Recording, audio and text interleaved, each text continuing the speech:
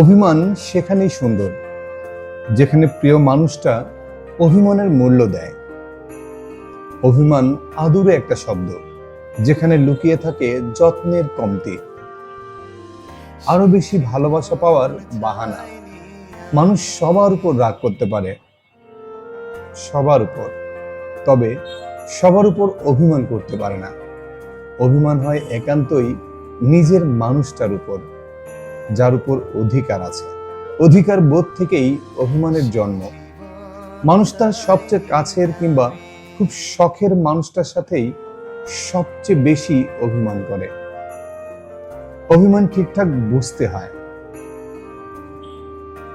যত্ন নিতে হয়, গুরুত্ব ও ভালোবাসা দিয়ে আগলে রাখতে হয়।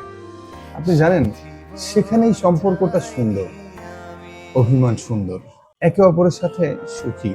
তাই অভিমান কার সাথে করতে হয় জেনে তো গেলেন না, এখন অভিমানটা আরো অনেক বেশি বেশি করুন।